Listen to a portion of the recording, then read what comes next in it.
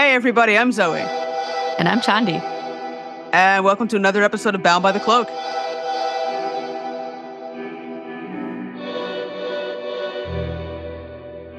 Timothy Mucciante was involved in the production of the film version of the book Lucky, the memoir of the author Alice Sebold. Lucky is based on the sexual assault of the author, which took place in May of 1981 while she attended Syracuse University. Anthony Broadwater was accused and convicted of the sexual assault of Alice Sebold. Sebold went on to write the best-selling book, Lucky. Not long after learning about the memoir, Timothy read the book and learned that the facts and the pieces of the case weren't adding up. As a former lawyer, Timothy kept digging and digging to find the facts of the case. He even hired a private investigator to help him. The more they looked into the case, they found even more discrepancies that eventually led to the exoneration of Anthony Broadwater in November of 2021, long after he had served his sentence.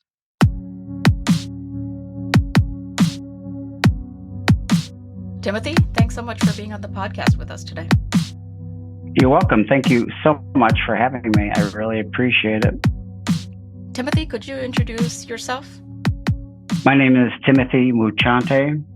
I'm the president and CEO of Red Badge Films and Medici Media. We're talking to you today because of the work you've done with Anthony Broadwater and the whole, Alice Sebold book, Lucky. So if you could just tell us a little bit about your journey with the production of Lucky that never came to fruition, but tell us how you got involved with that and how you got involved with Anthony Broadwater. I was the executive producer on the movie, what was supposed to be the movie version of Lucky in January of 2021. And I read the source material after I agreed to be the executive producer. And right away, things from the book, leapt out at me as being not plausible in a realistic criminal justice setting. So that started the journey. Myself, I used to be a lawyer in the state of Michigan, and I'm also a convicted felon.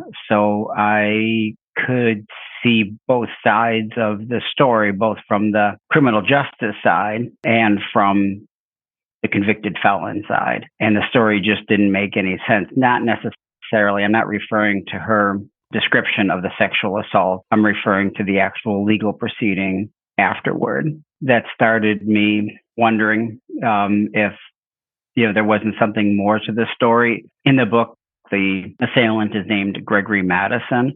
I was told at the time that was actually his name. So I'm thinking, well, this Gregory Madison person is a real person. And it sounds to me like he didn't receive a fair trial. And that was in January of 2021. And then there's a number of events associated with the actual production of the film, which made me suspicious, I guess is a good way of putting it. And then as time went on, it became very clear to me that this story was not or could not be true. Again, not referring to the assault, but in terms of the actual criminal justice application. The film was pulled on the film in early June. My assistant at the time and I tried to find Gregory Madison and any hint of this case. We could not find anything. And then shortly after that, I decided to hire a private investigator, and the rest is history. Do you think you would have been as persistent to find justice for Anthony if you hadn't been in prison yourself? No, I don't think I would have been. I think the reason for that was all of the non-ex-lawyers, non-convicted felons who had read Lucky over all these years. And not one person put up their hand and said, well, this just doesn't make any sense. Think of the lawyers for the publishing company, which I'm guessing would have read the draft, the editors, all the lawyers over the years who've read the book. There's actually one or two law review articles about Lucky the book, one from Indiana University Law School, I can remember specifically. And instead of dealing with the obvious problems with the book. They dealt with it in terms of victims' rights, which of course are important. However, in this case, Anthony is a victim as well, and that's not the way they approached it. I don't think I would have pursued this and the other cases we're working on now as well had I not had my really unique background. And I remember the way it was when I was a lawyer and before I was a convicted felon. Our priorities are very different in those circumstances. I don't think I would have put my own money out to help somebody in this situation just because that's not what we're in society. That's not what we're trained to do. So I do think that my unique background definitely led to where we're at now. And again, with the other cases we're working on, it's the same type of situation where I look at it both as a convicted felon and as an ex-lawyer, whereas others don't have that unique skill set, if you want to call it that. Probably a bad way of putting it, but so no is the answer to your question. Skill set or life experiences, right? Life experience is probably a better way of putting it. I've told many people this, that I was really the worst criminal ever for reasons we can talk about another time. But I really was. And I think a lot of when people judge me about my past, it's not necessarily that I was a criminal, is that I was a failed criminal. I think if I had been a successful criminal and sort of like Donald Trump comes to mind, a lot of people know he's done most likely some sort of shady thing. But as long as he got away with it, everybody's fine with it. Like the fellow with this cryptocurrency thing, FTX. Now that he failed at being whatever this has turned out to be, then it's a problem. So I think if I was a successful criminal, people would feel very differently about me. So I take some pride at being a lousy criminal, frankly. Let's back up a little bit and let's kind of delve more into, I guess, how you wound up as a producer for Lucky.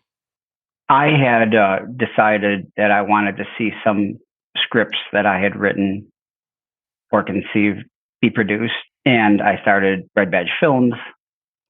I am very open and transparent when I say, I have no idea what I'm doing as it relates to the film world.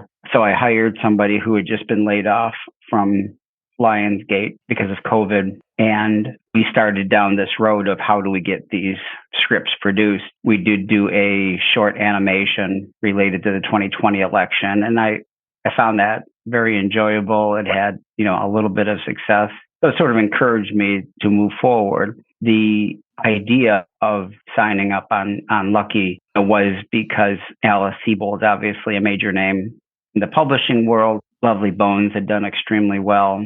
I did not know at the time that I signed on that there had been several attempts to make the movie Lucky, going back to, I think, 2009. And this was, I believe, the fourth attempt to make Lucky. I didn't know that at the time.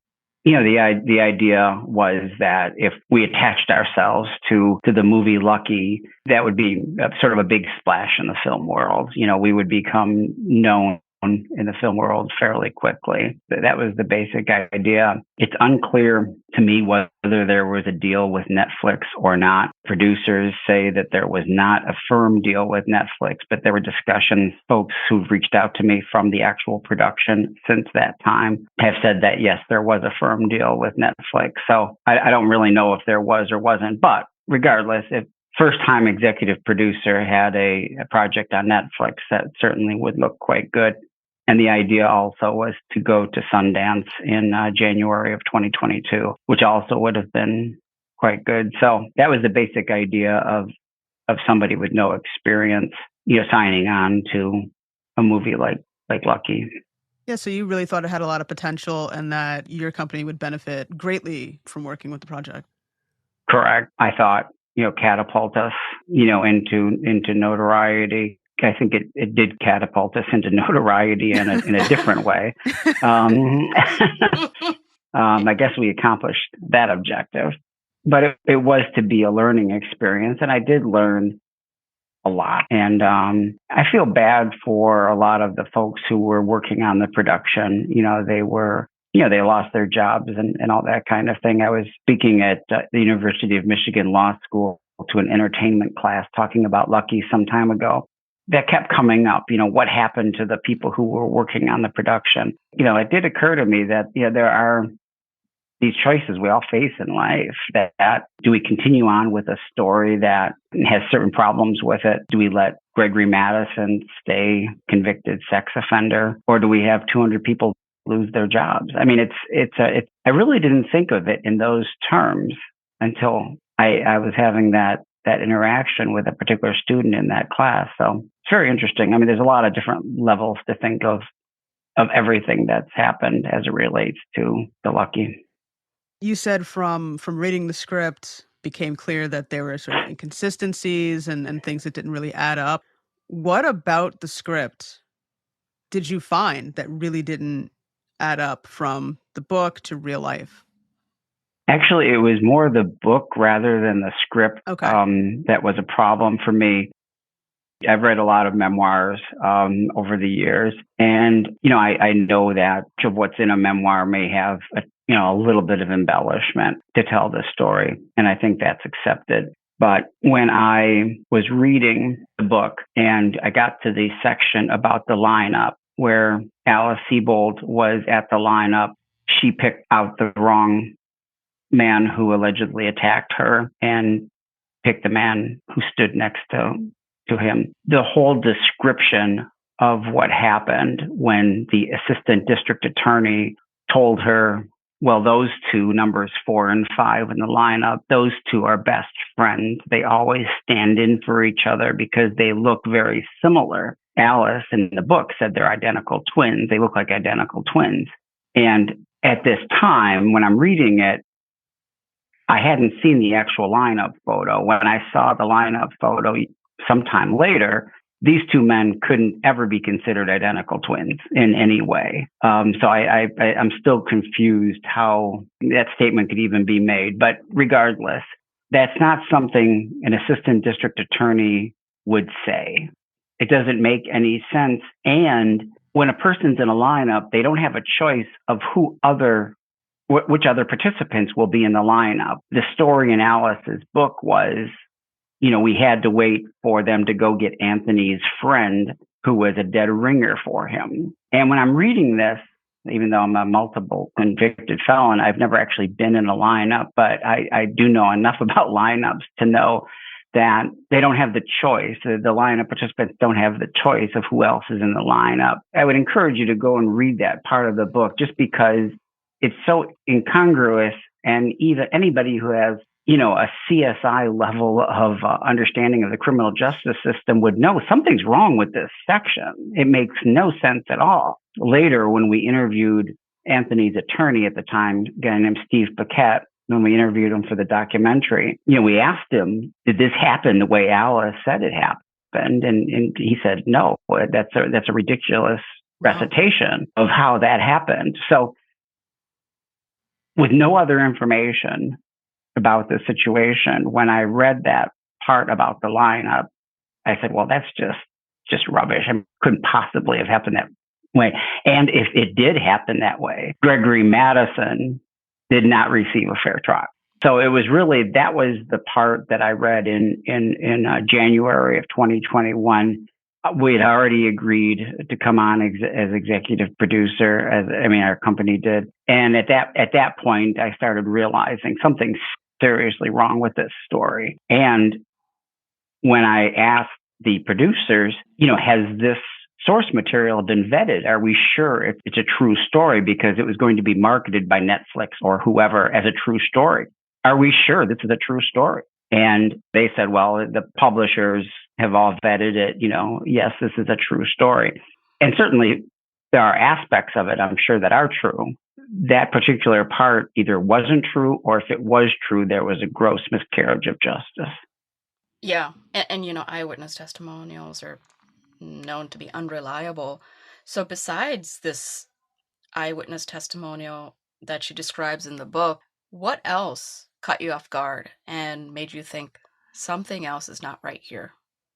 There were a number of things. One other section was the section she wrote about the sexual assault of her roommate, which happened sometime after Anthony went to prison. And she writes in the book that it's her contention that Anthony, Gregory Madison, ordered the hit on her roommate from prison. And I was in prison long enough to know that just not really a possible thing to happen unless you're like a John Gotti type, really up there in the crime world. This is Anthony Broadwater, who had no significant criminal history. I mean, it didn't make any sense. How is he going to order a hit on her roommate? How would he even know who her roommate was at that time? Because it was different from when he interacted with her. I mean, none of it made any sense.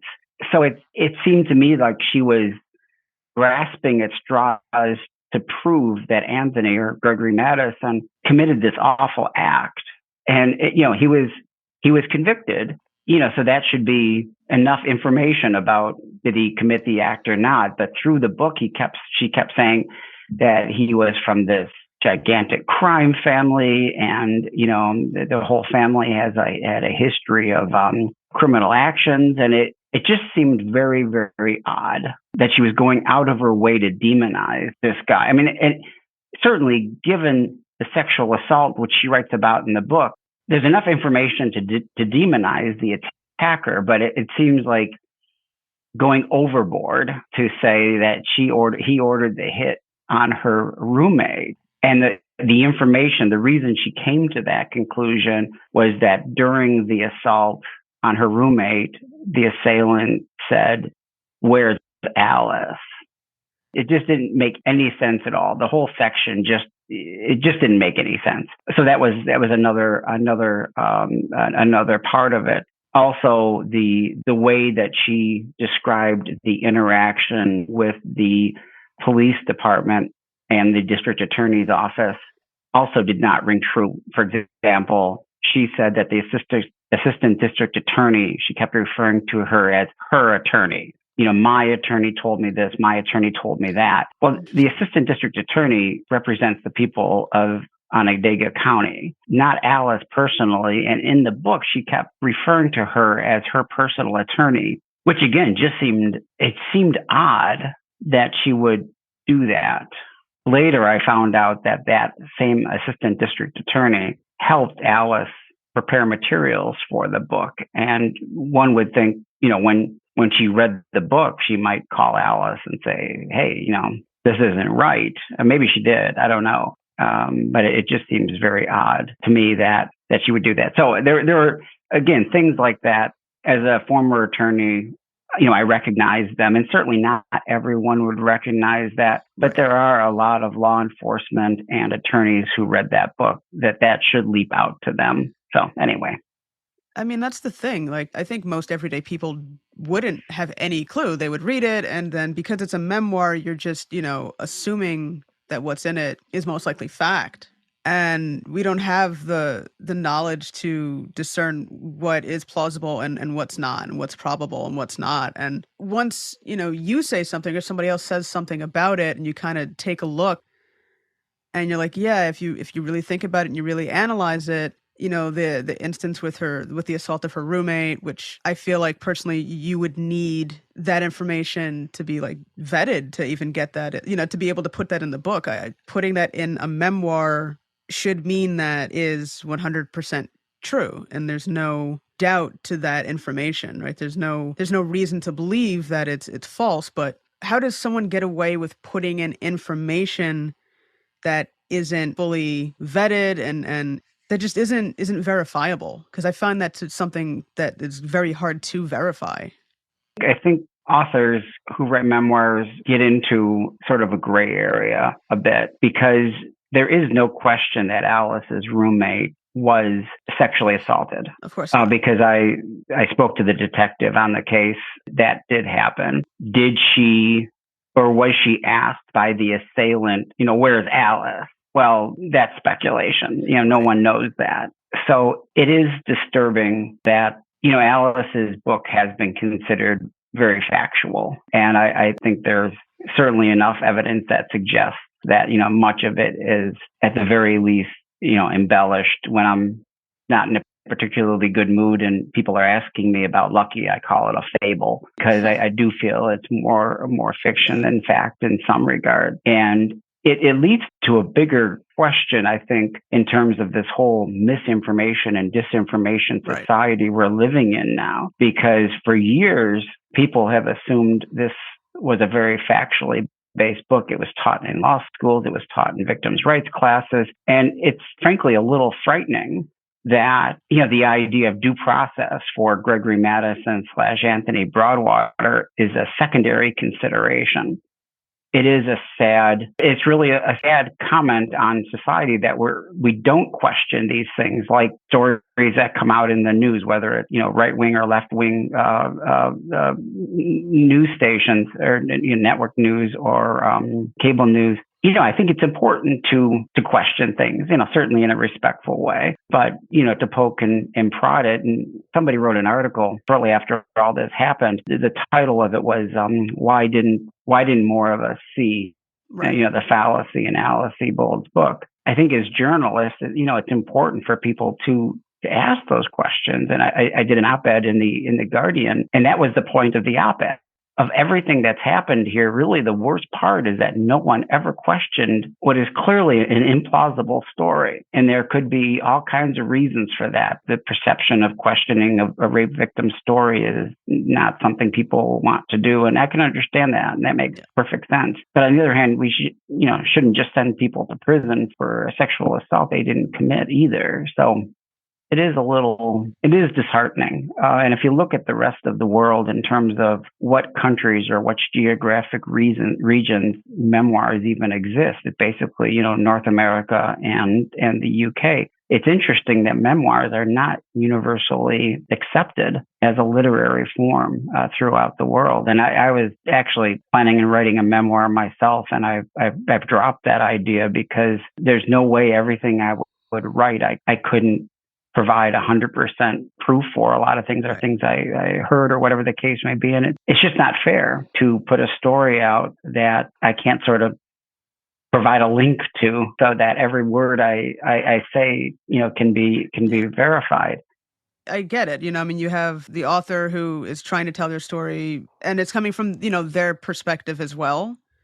You have people reading it who, because it's a memoir, because it's supposed to be, factual, they're going to go with it and not really question much. And then, like you said, the idea of questioning a victim of sexual assault, you don't want to be taken, you don't want your questions or your comments to be seen as negative or coming from a negative place. It's kind of hard because then, yes, at the same time too, you have somebody that kind of falls to the wayside who, happened to be Anthony Broadwater, where the truth in terms of this case became a secondary thing, and we focus on the story. It is hard to like juggle it, because where's the line of questioning the story, Right. but then don't know what to believe, and it's difficult.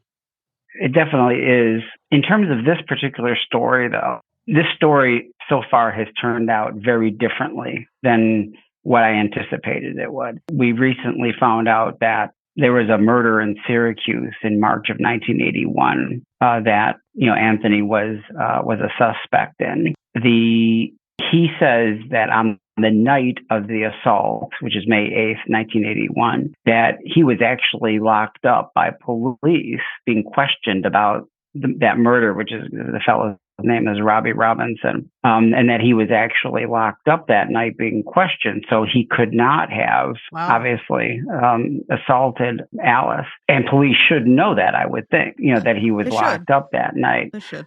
Well, this is what Anthony has told us. We are still, the whole Robbie Robinson murder has taken on a life of its own. Wow. In terms of investigating it, because it's still an open murder case. And there's articles from that time naming Anthony as a suspect in the case. That's why I'm saying that in this particular matter, there are no winners. Even though Anthony has been, his conviction has been vacated, I'm not exactly sure he's going to end up being a winner in this. I don't think this is done well for Alice. I don't know the woman, but I'm guessing things aren't as she thought they would be at this point. It's had a very, very negative impact on my life.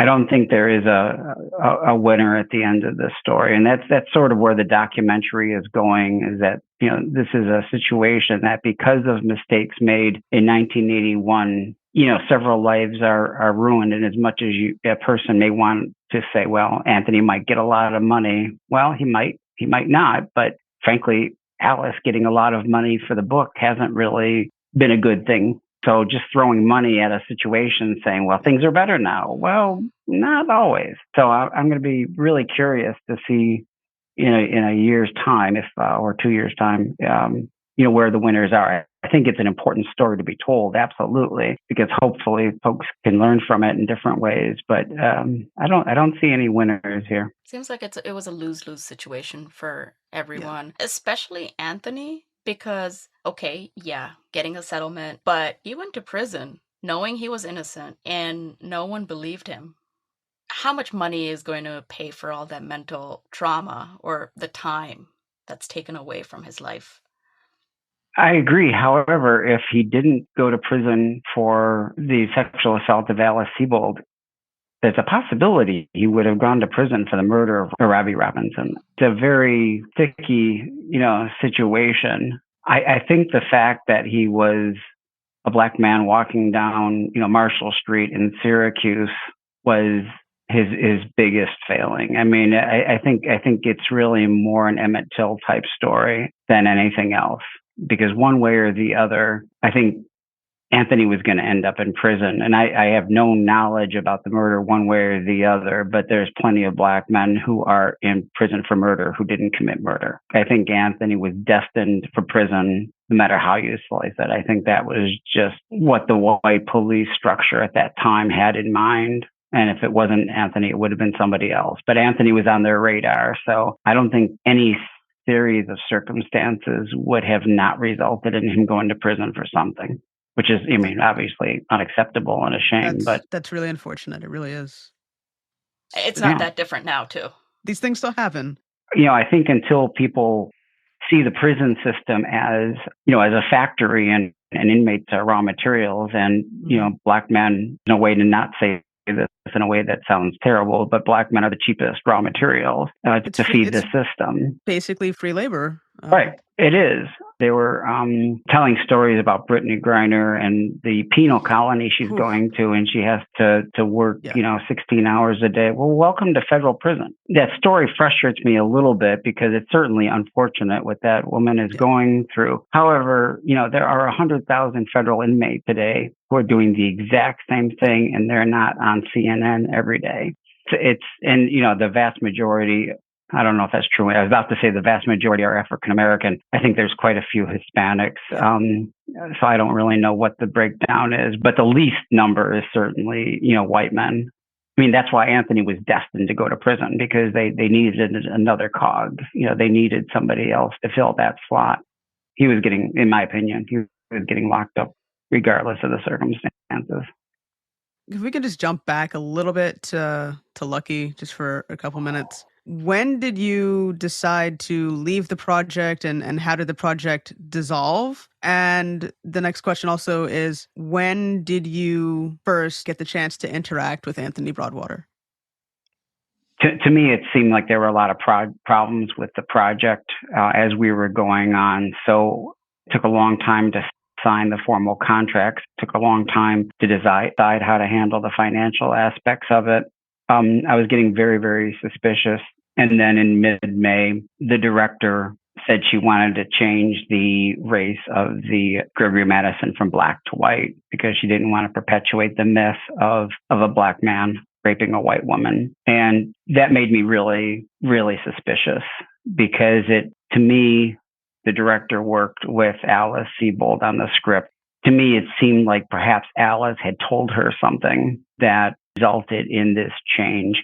And the director also said if we didn't agree to it, she was going to walk from the project. I don't react to that kind of situation well anyway. That it wasn't even open for discussion. We couldn't even talk about it. And it didn't make any sense at all because the story obviously had been widely known in the book Lucky. The assailant was African American. I don't know what we would accomplish by changing the race. at that point. It is not fiction, or is it? That's where I started wondering. This isn't a fictional story, or maybe it is. It really made me wonder. So I basically kept dragging my heels on what I was supposed to do. And then we just got to a critical point where the plug had to be pulled because, I wasn't cooperating. I wasn't willing to engage in what I was supposed to do. And, frankly, I wasn't getting, people weren't paying attention to my concerns. I kept sending emails and saying on Zoom calls, we have to look at this, we have to look at that. I think it was the idea that I was the new guy. I didn't know what I was doing. I didn't know what I was talking about. We're just going to go down this road, even though I instructed production staff not to do something, they would still do it. Then I eventually said, I'm not paying for this, so you're on your own. And then eventually it just imploded. Once the private investigator made contact with Anthony, we set up a meeting with Anthony on the 29th of July of 2021 and told him what we wanted to do. We wanted to explore his exoneration because people keep calling it an exoneration. He truly wasn't exonerated. There's a legal distinction there, but I'm calling it an exoneration for the purposes of this. But it's not a true exoneration. By the time we met with him on the 29th of July, I knew by that time that Anthony, at the very least, did not receive a fair trial. Private investigator was quite quickly able to gather all the relevant facts, and within a day or two, we knew that his true identity and that he wasn't guilty, or at least, like I said, he didn't receive a fair trial. So we met with him at a hotel conference room in Syracuse. It was myself, the private investigator, Anthony, and his wife, Liz. It was very interesting. He brought a whole stack of papers to prove to me, why he was innocent. And again, by that time, I had already known enough of the relevant facts to know pretty certainly that he didn't get a fair trial. So as I was speaking with him about our plans and what we would like to do, he kept on showing me this paper and that paper and what letter he sent and all this kind of thing. And I felt like saying, you've already sold me. We already know you didn't get a fair trial. But I think it was important for him, obviously, to make his pitch, which he did. And then we told him what our plans were. And we wanted him to sign a release so we could proceed with filming and investigating and all that kind of thing. In the release, it says, we're not compensating him directly, which is true. But I did tell him that we would pay for his legal fees and investigator fees and all that. And frankly, he was a little bit hesitant, and his wife, Liz, was very hesitant. And he started telling me about how over the years when he would go to people for help and he would pay them, that they would always, and we weren't asking him for money in any way, but anytime he trusted somebody, they would screw him over. And he said there were mostly white people and, who screwed him over.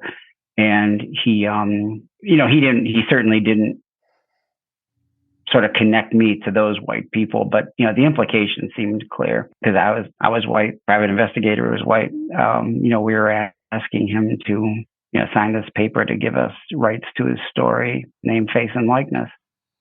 So he started saying, you have no idea what it's like to be a convicted felon. You get cheated all the time. People don't listen to you. You're not a full citizen, all these kind of things. And that's when I told him, I said, actually, I do know what it's like. I know what it's like to be fired from a job because they find out you're a convicted felon, and know what it's like to not get an apartment because you're a convicted felon. You can't get a bank account because you're a convicted felon. And I said, I know, I don't know what it's like from a sexual, being convicted of a sex crime. No, I don't. That brings along with it special or different issues. But just as a convicted felon, for many years, I couldn't visit my kids at school because I was a convicted felon. I had to get special dispensation from the school superintendent. The other parents, didn't like that I was at school events. They made it very clear. Like I said, I told them I know a little bit of what it's like to walk in your shoes. I do think it's a little bit different because I'm a white man, and I think he's had a harder time of it than I did. But there's still some common aspects. So he listened to my little spiel, and he turned around because they were already standing up to walk out.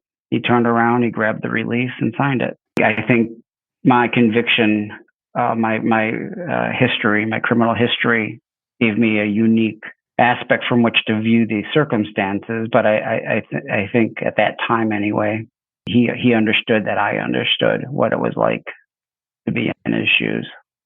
Yeah, you found common ground, or some common ground with him. Right. I'm sure, with the papers that he brought and what he was trying to prove is he's been doing that for over 20 years, ever since he's been convicted, right? Trying to prove his innocence. Right. So he's just in that survival mode. Just to go back a little bit, you had mentioned that if somebody read the memoir, Lucky, somebody who had knowledge of law enforcement or of the law read the memoir, they would have the same suspicions as you. So, do you really think you were the first one to notice something was off? No, I don't think I couldn't have been. I would be shocked if I was the first one that noticed something was wrong. One of the detectives on the case, on the original case, I've been told, he says anyway, that, he reached out to Alice, to tell her that Anthony was not guilty. So, and that was before the book. And then when the book came out, he says he reached out to her as well. So I don't know. I don't think I'm the first one. I think I'm just the first one that did anything along that line. The detective on the case, or one of the detectives on the case, could have brought it to the attention of the DA.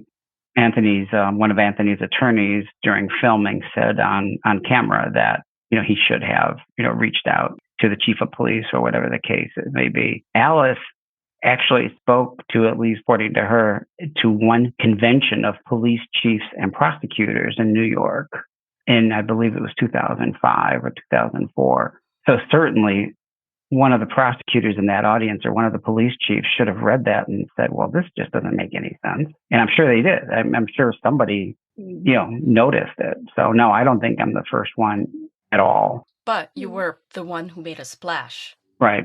Why do you think you did that? Why do you think there was a splash, or why do you think I went down that road to make a splash? Both. Well, I guess we do know why there's a splash, right? Because you started investigating. So, but why did you go down that road? I've been asked that question several times in different interviews, and I always give sort of the same analogy. And I'm the kind of person who will stay on, the phone with a credit card company for 2 hours to dispute a $14 charge, which clearly makes no sense in terms of good use of time. But it just drives me crazy that, something like that would happen. The other two cases that we're heavily involved in now are very similar in terms of different, like news agencies have, or media agencies have, our media companies have looked at these two cases and come to the conclusion that in both cases, these people were guilty. And, we got into it and quickly came to the conclusion that they're not guilty.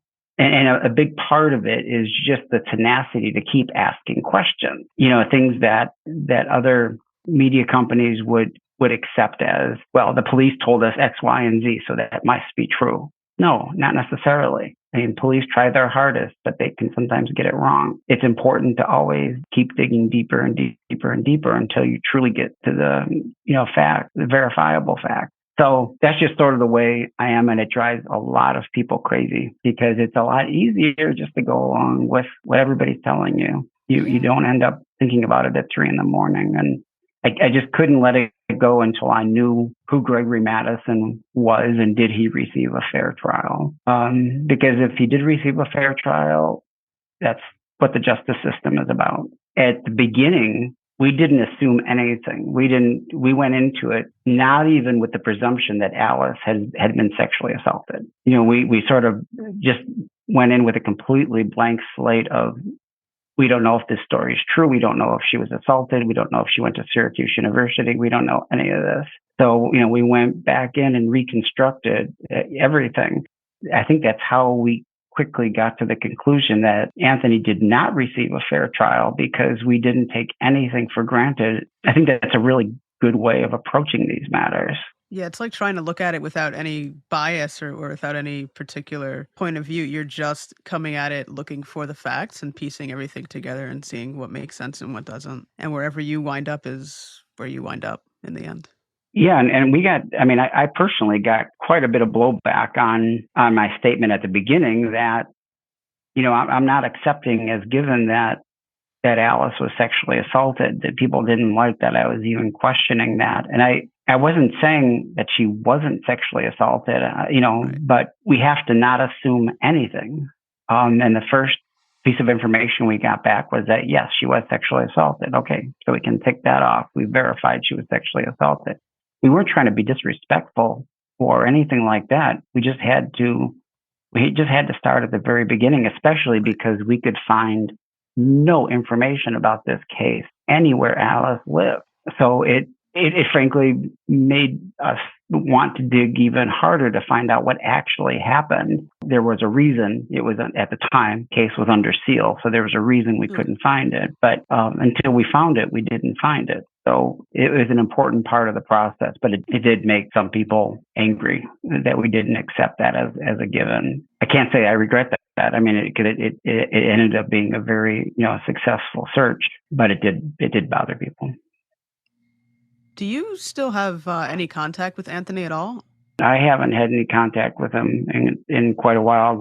He has lawyered up. The lawyers don't want me talking to him. So we have had some communication, notwithstanding that, but not much. When did you decide to actually pull away from the project? And what were all the ramifications from that? I know you had mentioned that a little bit in the beginning about people losing their jobs. Pulling away from the project was sort of gradual. Frankly, I was hoping that the producers would wake up and listen to me. And I know I'm not a film person, that doesn't mean that, I don't have good judgment. Although I haven't always used good judgment. In that particular case, I think I was using good judgment. So I was sort of hoping they would wake up. And, they were just, on a track where it just wasn't going to happen. In terms of the ramifications, I immediately got labeled just the worst person ever to work with. Other projects we were involved with, people started dropping out because they heard what happened with Lucky. And that was disappointing because at the time, we couldn't tell people what was going on. It just looked like I was being difficult. We couldn't really say, well, there's a reason for me being difficult. It's not just me being cantankerous. And it was very disheartening. And I'm obviously not of prime age of most people in film. So people who actually have careers in film and they're relying on, these careers to feed their families and buy houses and such, they have a different attitude than I have, because if we didn't, move forward with any of these projects, it's not the end of the world. I mean, there are some stories that I think are important to tell, and that's what I wanted to do. But if at the end of the day, they weren't told, well, the world's not going to change a whole lot. It's very different for people who are in the prime of life and they eat, live, and breathe the film industry. And that's actually caused a lot, that sort of displacement of attitudes has caused a lot of trouble in other aspects of the documentary, producing the documentary and distributing it. But in terms of the actual project, Lucky, I think that was the single biggest thing, is that we couldn't be, I couldn't be upfront with people wondering why it imploded until we had all the facts. Yeah, and it seems like your lack of film experience made it seem like you were less credible to the people on the set or to the people involved in production. Yeah, and that's a fair comment. I went into it, as I said in this interview, acknowledging, that I don't know anything about this. I'm here to learn. That's the only way I can learn, is if I first admit my ignorance. I mean, that's a fair criticism, but at the end of the day, and everyone, including Alice, knew of my criminal history. This wasn't hidden or anything. I think if I'm pointing out there are certain problems here, we need to pause. And that was the exact word I kept using. We have to pause, we have to pause, we have to pause. I really think at that point, they should say, well, maybe there's something to be heated here. Do I know, what aspect ratio of what lens we should use? No. Do I know when a story stinks? Yes. So, give me credit for what I do know, not what don't criticize me for what I don't know. But I think you're right. I think that, I just didn't have credibility on the set. You were saying, I mean, you don't need to know about set direction and all of that, but you do know about lineups. It's Right. pretty relevant. So I would think It's very beneficial in this case. Right. So I would have thought that the production would actually see you as more credible in the sense that you know what you're talking about when it comes to the legal aspects of the case. Right. One of the attorneys for the actual production, because it was, a separate production entity, kept saying that I was making a circus of a legitimate production. That was the word he kept using, circus. At this point, I hadn't disclosed to him, all the problems there were on this production. He wasn't representing me. He was representing the production, and I didn't feel I had to do his job for him. But he kept using that word over and over again. It's a circus. Mucciante is making this into a circus. And lawyers don't like to be told that they're wrong, right? No. So you came in and you were just like dismantling the whole house. Something like that, yeah. Yeah, I mean, if it wasn't a legitimate threat, right, they wouldn't have given you a second shot. So it seems like there's truth in what you were saying, because if there wasn't, why would they, care about what you're saying? Yeah, I think that's true. I still think if they would have listened and we could have changed the story to reflect what actually happened, wouldn't that have been a better story? I mean, we could make it like a story about the movie, about how the movie ended up exonerating or, vacating the judgment of Anthony. Wouldn't that be a fabulous movie? Oh, I'm sure. That doesn't, if you don't fit into the pigeonholes, if you don't tick the boxes, when I was a kid, I didn't color inside the lines, and I was very proud to color outside the lines, and I'm still coloring outside the lines. And it's not always advantageous, but in cases like this, it is. So I know you have a lot of other things going on. You mentioned before other projects, and we've heard for a while about a project called Unlucky. But if you could tell us about Unlucky or tell us about any other projects you have going on.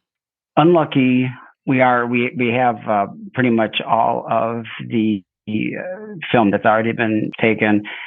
Company in the UK is completing it, and we're not really sure when that is going to be out, probably within the next 12 months. We've gone back and forth on, if is it going to be just one episode or several episodes, and I think that's still sort of up for grabs. I am concerned about distribution, because if we, go to what's referred to as a prime streamer, there's all kinds of conditions associated with that. And I want to tell the true story, warts and all, including my past. I want everything to be factually based, and that doesn't necessarily fit with the way a lot of streamers want things. So, we're going to have to figure that out. We're also working on another documentary, the one from the fellow from upstate New York, Pete Walasek is his name. It's called Hocus Pocus.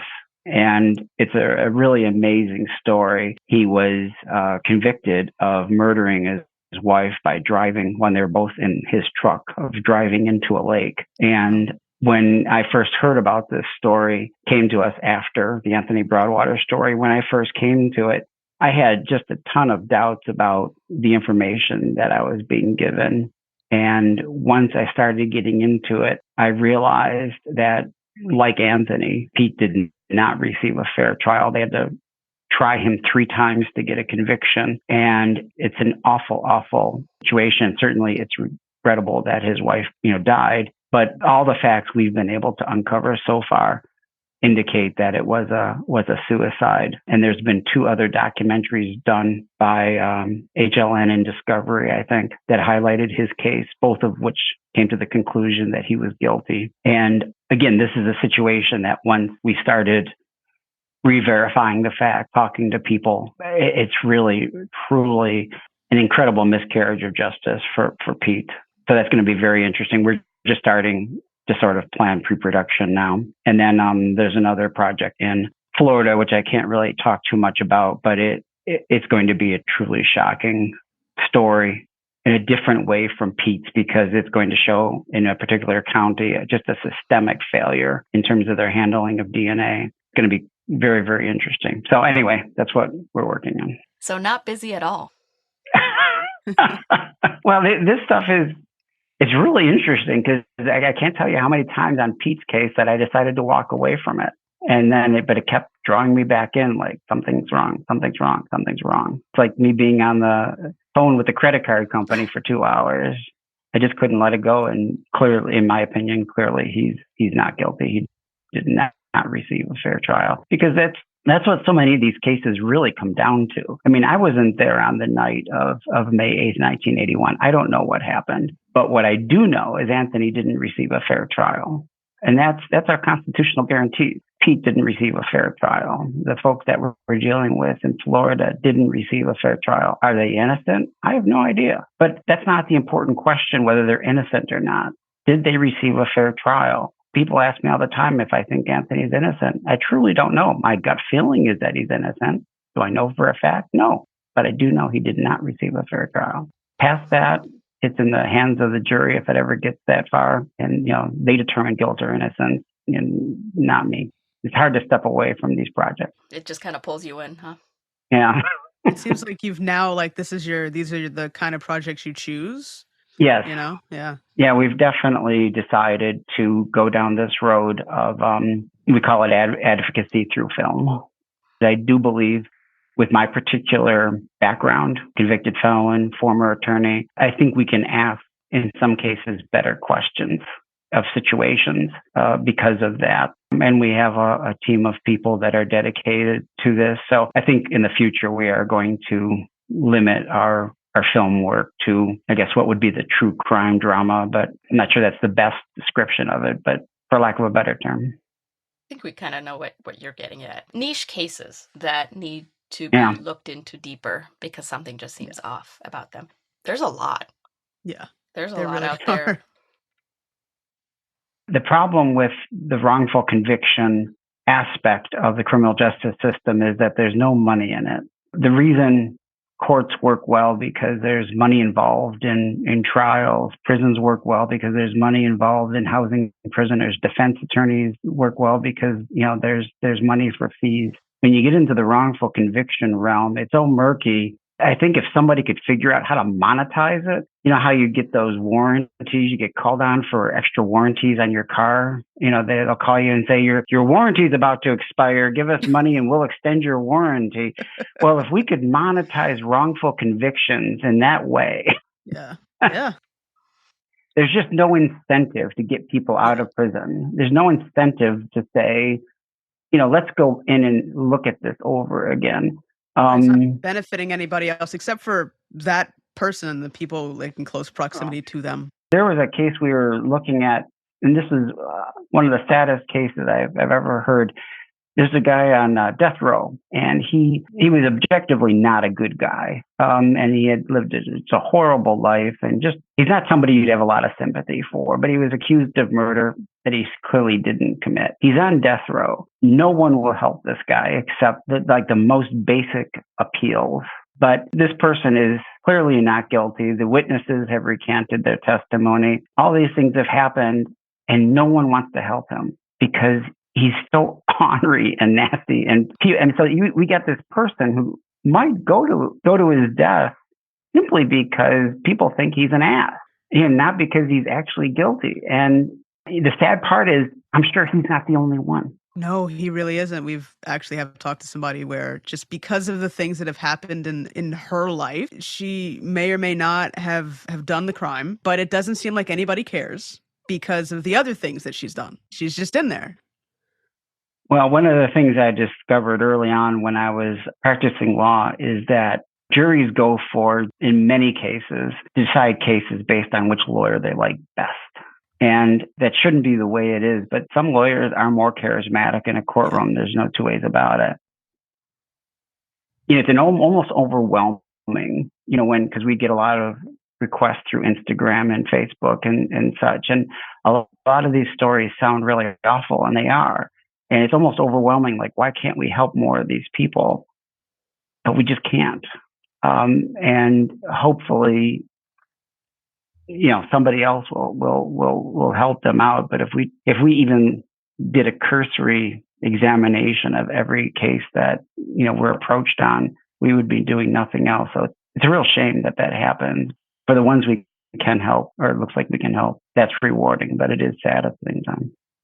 Yeah, I mean, it takes a lot of time to, for production. I mean, how many films can you really produce, right, in a given year? Right.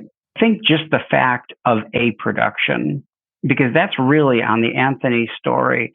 It's hard to go into this in this format, but basically we knew way before the court hearing that Anthony's conviction was going to be vacated. And it had nothing to do with us actually producing anything. It was just the fact that we had discovered some material and, and shared it with the people that it needed to be shared with, that, really, really propelled the situation. So it isn't even a question when I say advocacy through film.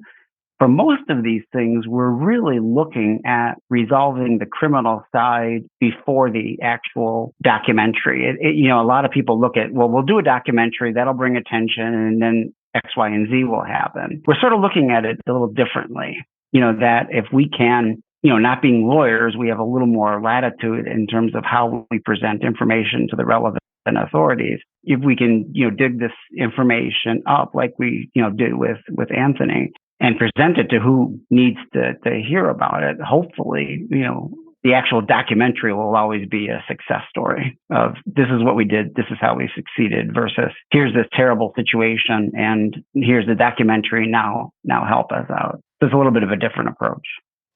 Yeah, because it's always good to see things resolved in the documentary. That way, it kind of gives hope too. Instead of, all right, we need to do something about this. It's like, but we've already done something about this, so let's move on to the next one and do something about somebody else. It's kind of, they can help like propel people to the next one.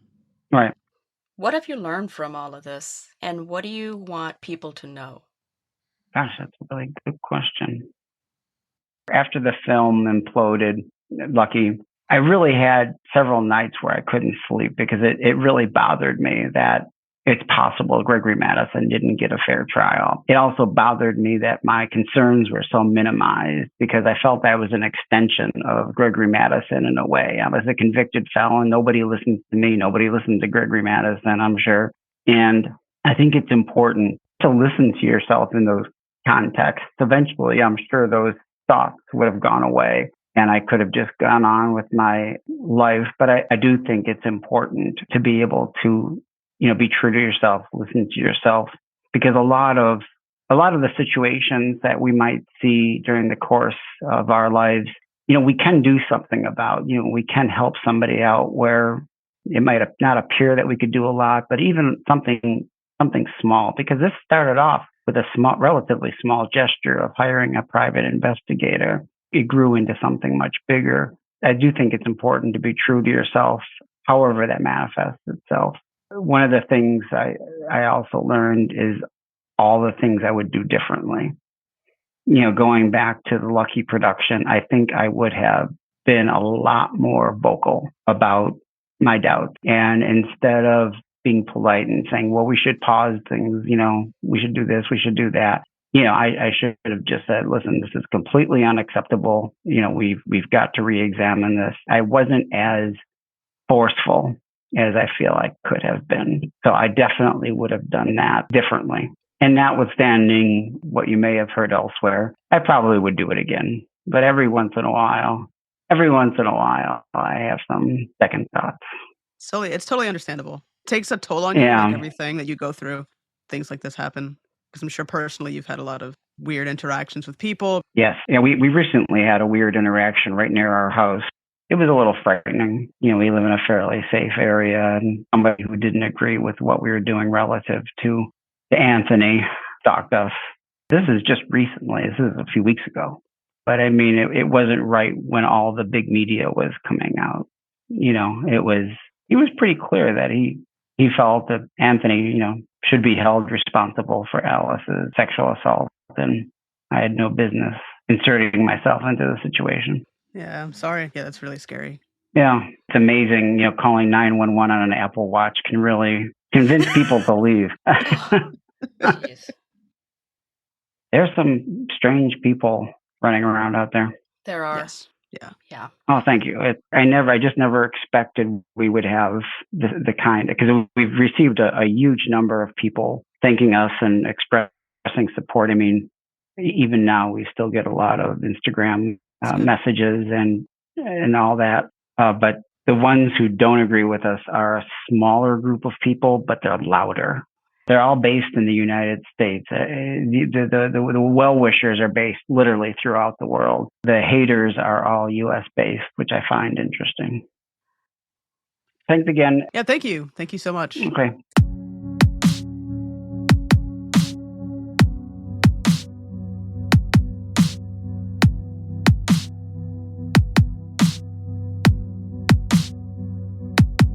We'd like to thank Timothy for being on the show today and for his search for justice for Anthony Broadwater. Timothy is the president of Medici Media and also the executive producer for Red Badge Films. He's a writer and photographer as well. Be sure to check out medicimedia.org to see what projects they have going on currently and what's in development. Be sure to follow us on Twitter, Instagram, YouTube, TikTok. We're everywhere. And be sure to subscribe and follow on Apple Podcasts, Google Podcasts, really wherever you get your podcasts. Thanks for listening. It's been real. Thanks for listening. See you next time.